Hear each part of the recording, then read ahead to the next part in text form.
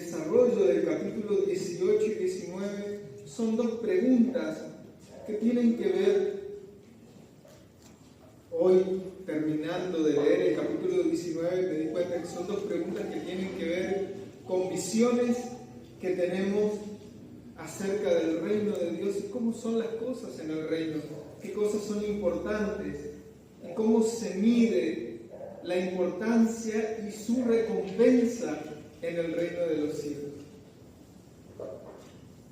Y antes de continuar con esto, me gustaría saber si ustedes le preguntan cosas a Dios.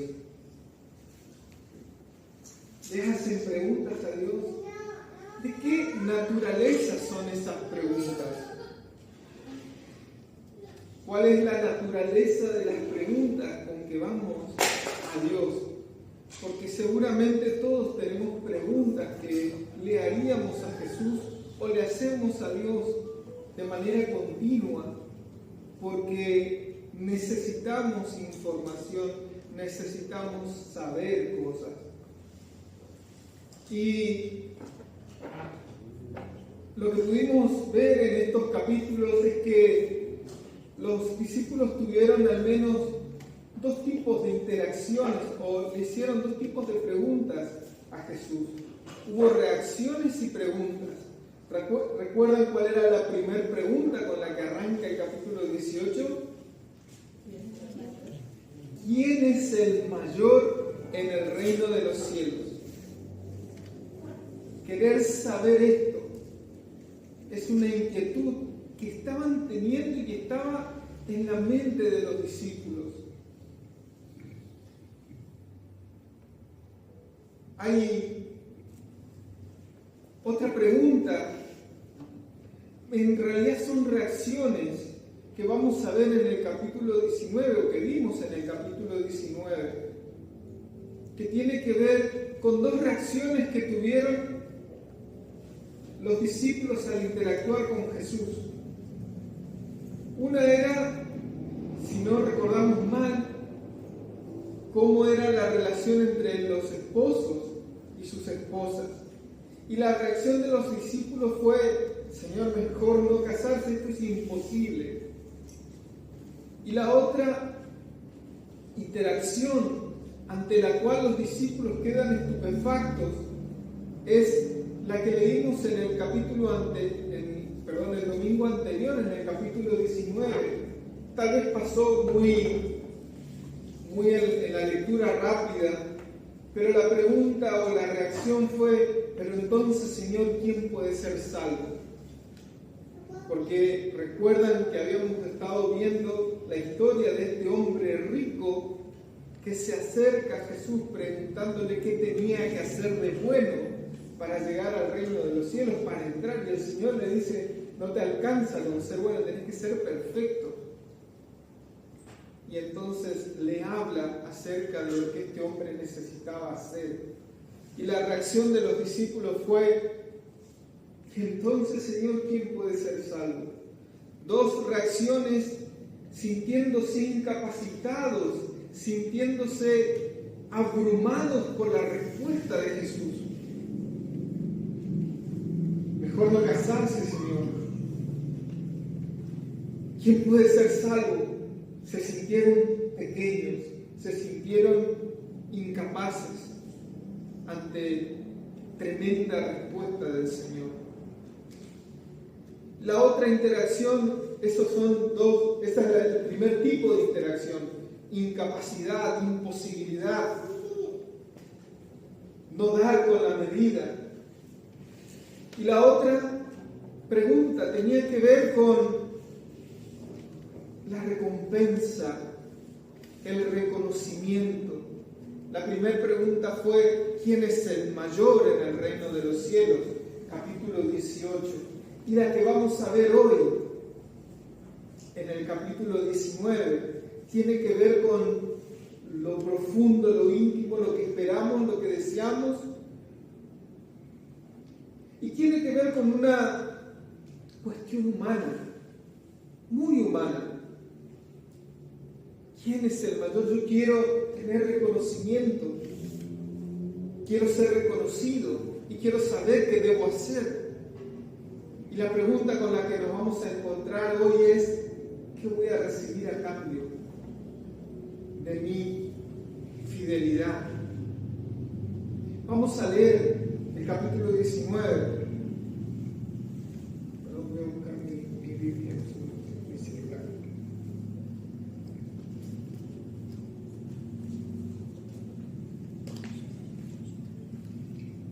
Mateo capítulo 19.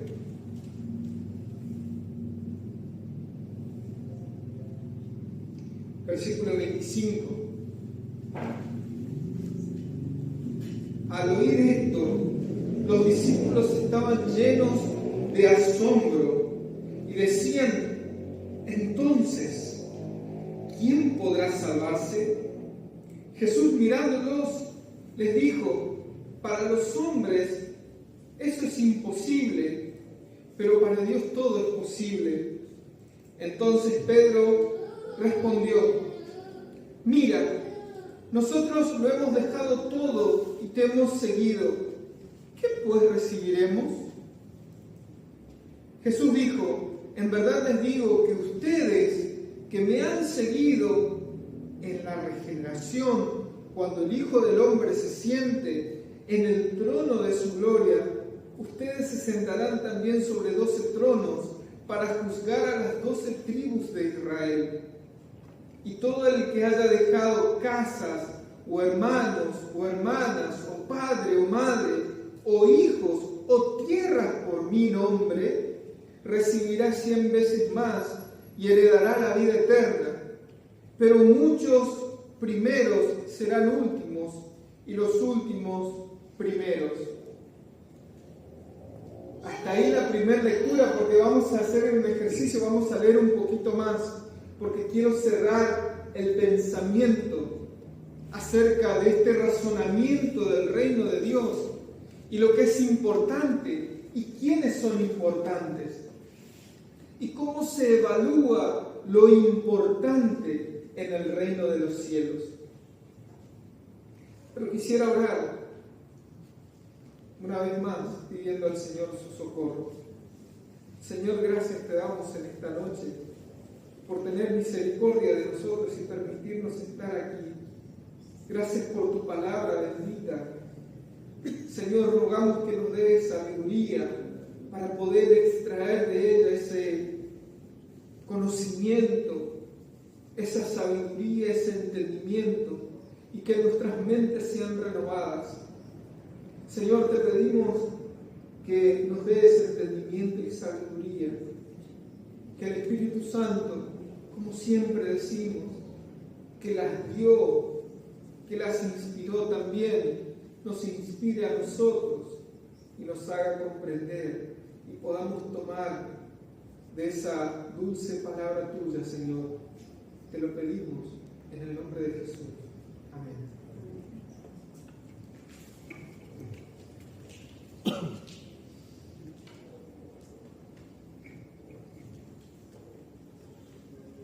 Nosotros habíamos visto la semana pasada muy por arriba que ante la exclamación de los discípulos, lo que es estar frente a la salvación es una imposibilidad.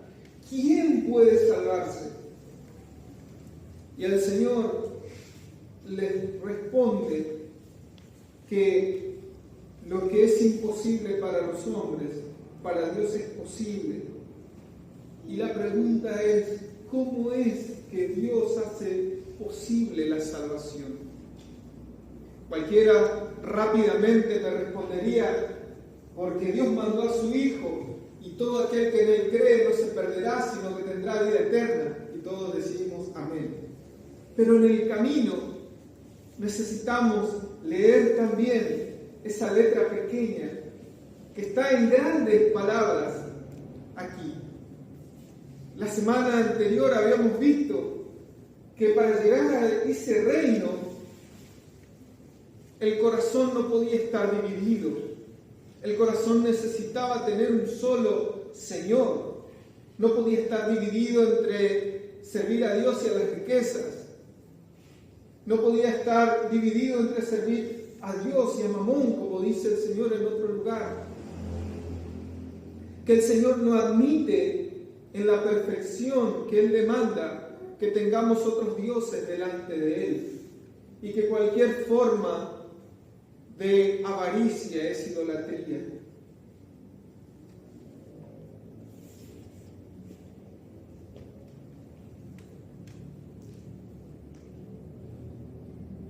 Pero Dios hace posible que para nosotros eso que es imposible sea realidad. Y al final de la parábola, que todavía no leímos, entenderemos cómo Dios hace posible, porque la gracia de Dios es asombrosa. Y la parábola, porque es largo y probablemente no quiero tomar más de 45 minutos, la parábola es la parábola del obrero de la 11ª hora, de los obreros de la viña. Probablemente una de las parábolas que difícilmente entendemos, pero hacemos un esfuerzo por tratar de entender esa parábola. ¿De qué se trata? La parábola cuenta que había un hombre que tenía una viña y que salió a buscar viñadores. Y salió muy temprano, a las 6 de la mañana, y contrató a algunos y les dijo: miren, vengan a trabajar a mi viña y yo les voy a pagar lo que corresponde al salario de un día, es decir, un denario. Y como todavía había lugar para trabajar, salió y buscó a otros y les dijo: les pagaré lo que sea justo. Y así el Señor fue cada día, cada hora del día, hasta que llegó a la 11ª hora, es decir, a las 5 de la tarde. Y les preguntó a unos que estaban en la plaza: ¿y ustedes por qué no están trabajando? Y ellos le dijeron: porque nadie nos contrató. Entonces les dijo: vayan y trabajen en la viña de mi Padre y les pagaré lo que sea justo. Entonces, acabado el día, el Señor le dijo a su mayordomo que empiece a pagarles a los obreros, comenzando desde los últimos, a los cuales dice la parábola en el relato que el Señor les pagó un denario, es decir, el salario completo de un día, aunque habían trabajado una hora. Y así comenzó a pagarles a todos, y cuando llegó a los primeros, a los que había contratado, les pagó un denario, y ellos se enojaron y le dijeron: ¿pero cómo? ¿Cómo es que nos pagas un denario igual que a ellos? Nosotros hemos soportado el trabajo de todo el día, el sol, el calor. Y el Señor les responde algo asombroso. Él les dice: miren, ¿por qué tienen envidia? Y aquí en esta versión dice: ¿por qué su ojo es malo? ¿Por qué miran con desagrado lo que yo hago con mi dinero? ¿No puedo hacer yo lo que me da la gana con mi dinero? Aparte, les pagué lo que corresponde, les pagué un denario. Así que váyanse. Imagínense por un momento qué lindo sería ser los obreros de la 11ª hora, pero ¿no nos enojaría ser los de la primera hora? Porque ¿saben qué? ¿Por qué nos enojaríamos? Porque todavía nuestra mente no entiende la gracia. Ahora sí.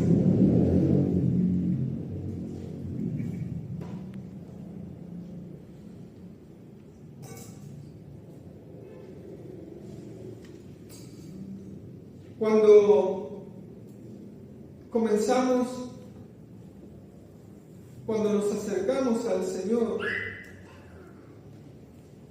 podemos acercarnos por diferentes motivos. Muchas veces nos acercamos por necesidades, por salud, porque estamos pasando por un dolor muy grande, porque nos falta compañía, porque nos interesa alguien del otro lado. Por diferentes razones podemos acercarnos al Señor y a sus cosas. Y siempre vamos a buscar algo a cambio de acercarnos. Y esto es parte de nuestra naturaleza. Déjenme que me explique. Cuando iniciamos una relación, ya sea comercial, o ya sea de amistad, o ya sea una relación sentimental, siempre lo hacemos por un motivo, siempre hay una causa, siempre estamos buscando algo. Y esto es natural en nosotros, es parte de nuestra naturaleza, porque nuestro tiempo es limitado, nuestros recursos son limitados, nuestras energías son limitadas.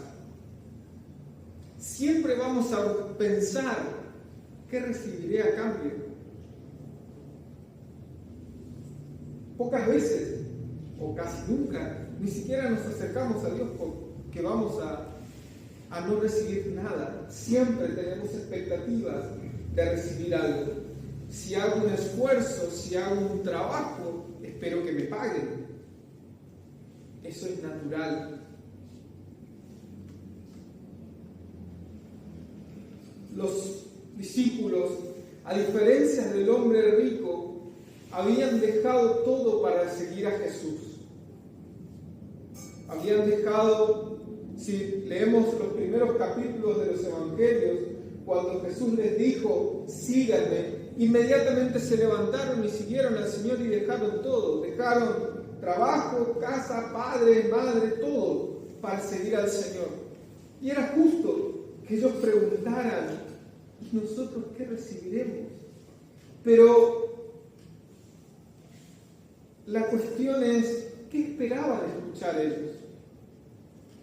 Porque, miren, hasta este punto los discípulos estaban contentos de seguir a Jesús, estaban contentos de ver las cosas que estaban viendo, de escuchar las cosas que estaban oyendo. Pero la cuestión era que ellos estaban esperando que Él fuera el Mesías, que Él liberara a Israel de la esclavitud. Y no podemos negarlo. Ellos estaban esperando la materialización del reino. Y como venían las cosas, todavía no había ejército, todavía no había movimiento de tropa, y la salvación y la liberación todavía no estaba ocurriendo. Le pasó a Juan el Bautista. Señor, ¿sos vos o tenemos que esperar a otro que venga con el ejército? Porque hasta ahora yo anuncié juicio, anuncié destrucción, pero lo que veo es que en lugar de eso vos estás sanando a las personas, los estás llamando al arrepentimiento, y la gente te sigue, y en lugar de ser destruidos, están disfrutando de la gracia. Los discípulos comenzaban a sentir el desgaste, y era normal que le preguntaran al Señor, ¿está bien, Señor? ¿Y nosotros qué vamos a recibir? Y también nos pasa a nosotros. Comenzamos a caminar con el Señor y esperamos que ocurran milagros, tal vez, respuestas, y tal vez todavía no llegan. Y comencemos a preguntarnos, ¿qué recibiré, Señor? ¿Dónde está mi recompensa? Te he servido durante 20, 30 años. O te he servido durante 5 años fielmente y todavía quiero saber qué recibiré a cambio. Es normal que nos preguntemos esto. ¿Vale la pena servirte? ¿Vale la pena seguirte? ¿Qué piensan? Ellos estaban pidiendo garantías. Tal vez todavía nos acercamos al Señor con la esperanza y la promesa de ver a nuestra familia en salvación, en gracia, y todavía no ocurra.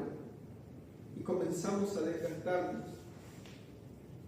Y comenzamos a sentir lo que ellos sintieron. ¿Qué recibiré, Señor, a cambio? Todavía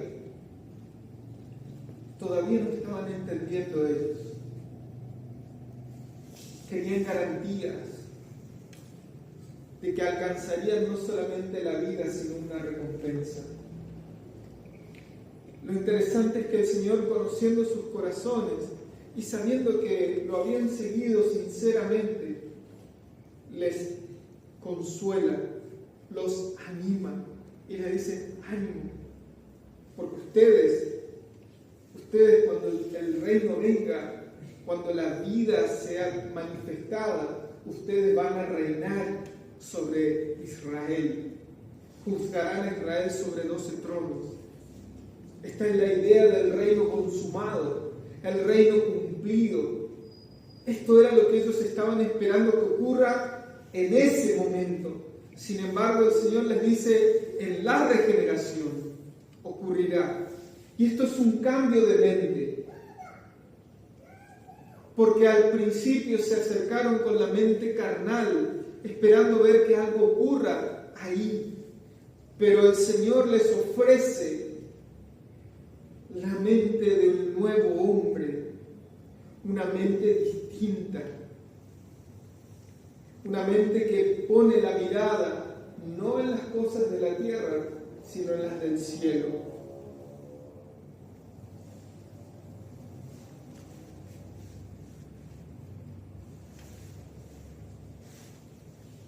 Esta pregunta, ¿qué recibiremos a cambio?, es una pregunta que debe existir y que existe en nuestra vida limitada. Pero cuando esta pregunta tiene como motor la vanagloria, el reconocimiento en esta tierra por las cosas que hacemos para obtener un premio, la respuesta a la pregunta ¿qué recibiremos nosotros?, adopta ese patrón de una religión terrenal. Cuando nuestras motivaciones son que los demás me reconozcan, comienza a adoptar el valor de una religión terrenal, esa religión que Jesús reclamó. ¿Recuerdan cuando Él habló de la oración, cuando Él habló del ayuno, cuando Él habló de la ofrenda? Si yo estoy buscando ese reconocimiento público de los hombres, ya lo obtuve, dice Jesús. ¿Qué recibiré a cambio de mi oración? ¿Qué recibiré a cambio de mi ofrenda? ¿Qué recibiré a cambio de mi ayuno?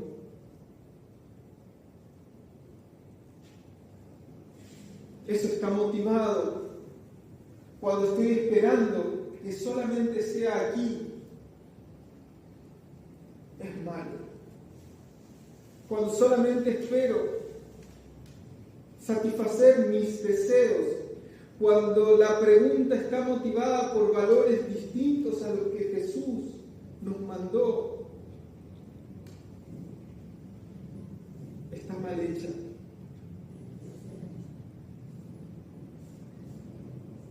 Cuando esta pregunta solamente busca la satisfacción de los deseos de los ojos, de nuestros apetitos de la carne, disfrazados de religión,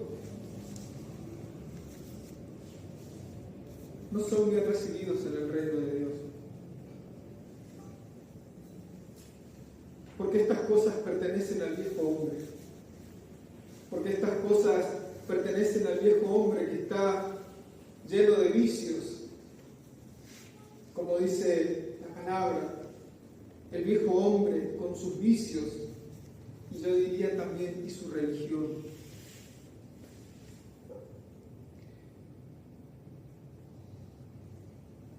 ¿Qué recibiremos a cambio cuando nos acerquemos al Señor? El Señor dice: recibirán 100 veces más: casas, padres, madres, hermanos, propiedades, casas, en la regeneración.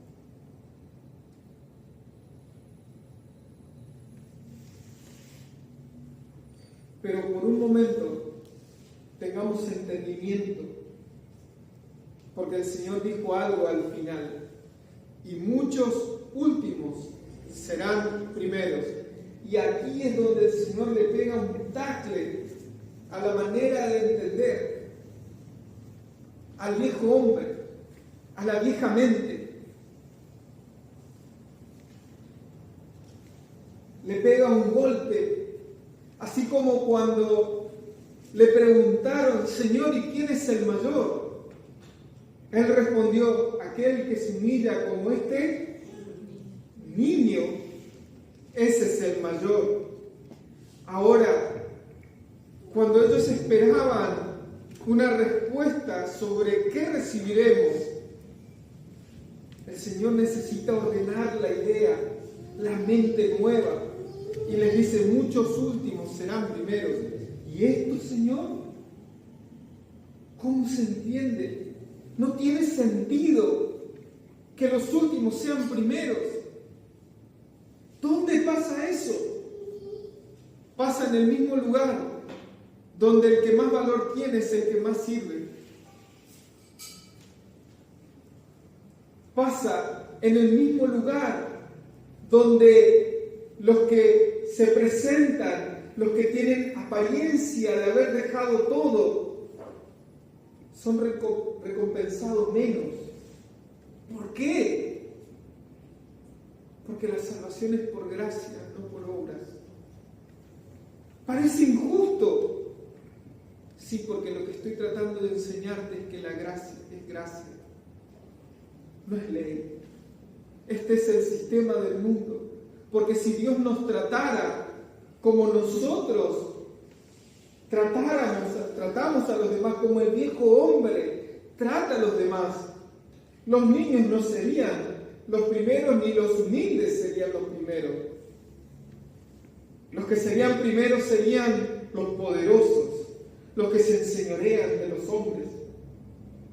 Si Dios nos tratara y si los valores en el reino de Dios fuera como es aquí, entonces los que más tienen, los que más hacen, serían los primeros.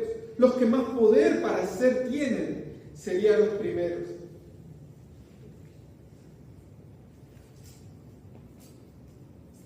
Noten que la parábola comienza en el capítulo 20 diciendo: porque el reino de los cielos es semejante a.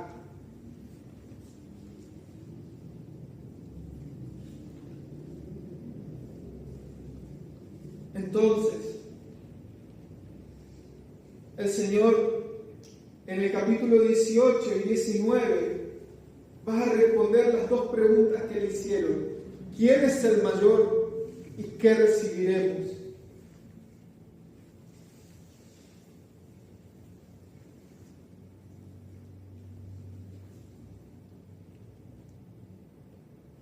Esto nos lleva también a nosotros a no mirar a nadie con desprecio, porque la valoración en el reino de los cielos es distinta.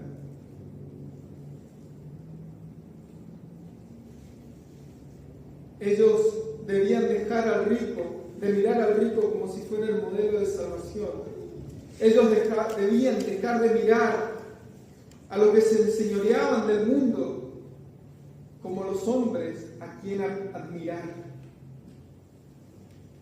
Esas cosas pertenecen a la vieja mente.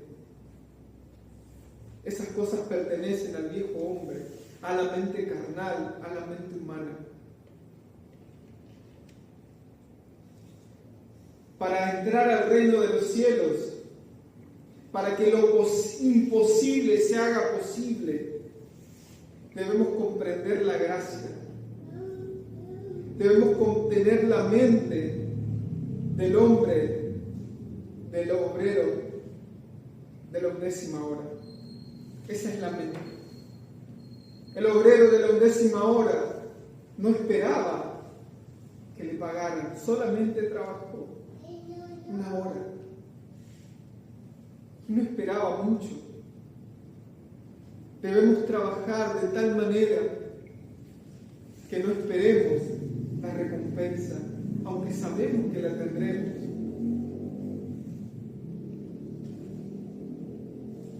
Ninguno de nosotros merece la vida eterna.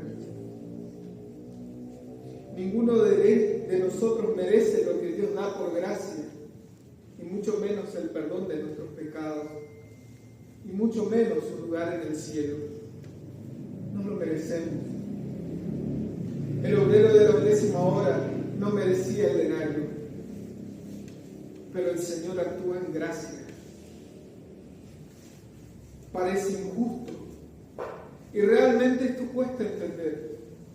Es lindo cuando lo aplican a nosotros, cuando nos dan lo que no merecíamos ni lo que esperábamos. Pero eso mismo debemos aplicar a los demás. Pero Él no merece que lo salve. Él no merece el perdón. Ella no merece la gracia. Ella no merece que Dios la trate de esa manera. ¿Por qué Dios le da dones? ¿Por qué Dios le da perdón? ¿Por qué Dios le da gracia? ¿Por qué Dios le da la vida si es una mala persona? Esa es la mente vieja. Esa es la mente que no entiende la gracia, ni para él, ni para los demás. No la entiende para él, porque piensa que la salvación la merece, que el buen trato y lo que le pasa de bueno lo merece. Esa es una mente carnal.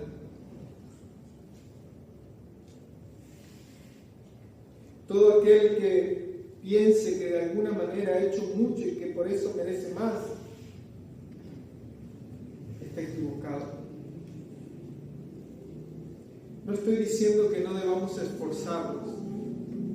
Lo que estoy diciendo es que el obrero de la 10ª hora trabajó, pero no esperaba realmente el denario. Debemos trabajar al servicio del Señor como si fuera que no recibiremos, y sorprendernos porque sí lo haremos, porque el Señor no es deudor de nadie. Debemos trabajar de tal manera como quien está agradecido, no porque vaya a comprar la salvación, sino porque ha recibido la salvación en gracia.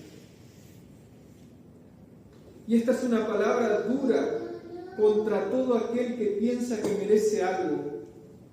Muchos últimos serán primeros, y muchos primeros serán últimos. No merecemos nada.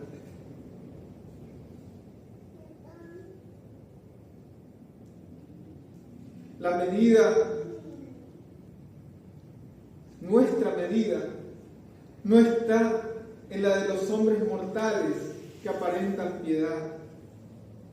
La medida de referencia es el Señor Jesús. Y como dice Filipenses capítulo 2, debemos tener el sentir que hubo también en Cristo. Y ayúdenme buscando ese capítulo 2, versículo 5. Filipenses capítulo 2. Dice en el versículo 5: haya pues en ustedes la actitud que hubo también en Cristo, el cual, aunque existía en forma de Dios, no consideró el ser igual a Dios como algo a que aferrarse, sino que se despojó a sí mismo, tomando forma de siervo y haciéndose semejante a los hombres, y hallándose en forma de hombre, se humilló él mismo, haciéndose obediente hasta la muerte y muerte de cruz, por lo cual Dios también lo exaltó hasta lo sumo y le confirió el nombre que es sobre todo nombre, para que en el nombre de Jesús se doble toda rodilla de los que están en el cielo y en la tierra y debajo de la tierra, y toda lengua confiese que Jesucristo es Señor, para gloria de Dios Padre. Él es el obrero de la 10ª hora. Se humilló a sí mismo. Él es el niño que se humilla. Él es quien tuvo la actitud correcta, por lo cual Dios le exaltó hasta lo sumo. Él es nuestro modelo. En Él está el valor de cómo son las cosas en el reino de los cielos.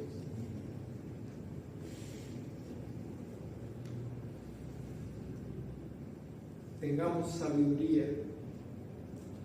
El Señor tuvo compasión de sus apóstoles y les explicó cómo eran las cosas. Y hoy está teniendo misericordia de nosotros para explicarnos que al reino de los cielos no vamos a entrar si no nos humillamos. Y también nos explica en esta noche que nuestra recompensa está garantizada, pero lo está en los cielos. Y debemos trabajar de tal manera como si fuéramos los obreros de la 10ª hora, porque lo somos. Debemos considerar a los demás como superiores a nosotros mismos, no con malicia, porque hayan recibido. ¿Qué recibiremos? La vida. No la merecemos. ¿Cómo Dios hace posible la salvación? Por gracia, por misericordia, porque Él quiere. Porque en la parábola Él dice, no puedo hacer yo con lo mío lo que quiero, soy soberano, estás dentro de mi reino, hago lo que quiero. Y hoy te ofrezco la salvación, no porque la merezcas, no porque hayas trabajado todo el día, sino porque simplemente quiero dártela. Hoy estamos aquí por la gracia, y si hoy estás expuesto a esta palabra de gracia, recibíla, tomala y alegrate, aunque seas el obrero de la 10ª hora. Señor, gracias te damos esta noche por tu palabra. Gracias, Señor, porque en tu reino las cosas son diferentes. Gracias, Señor, porque humillándonos es como seremos exaltados. Si viviendo aprenderemos a ser como Jesucristo, porque Él vino para servir y no para ser servido. Poner en nuestro corazón esta humildad, Señor, para que con alegría podamos servir, pero por sobre todas las cosas la humildad para poder saber que no podemos alcanzar la salvación por nuestros propios méritos, sino por la gracia tuya disponible, porque así te ha placido, Señor, porque así has querido. Señor, en tus manos nos encomendamos, en el nombre de Jesús. Amén.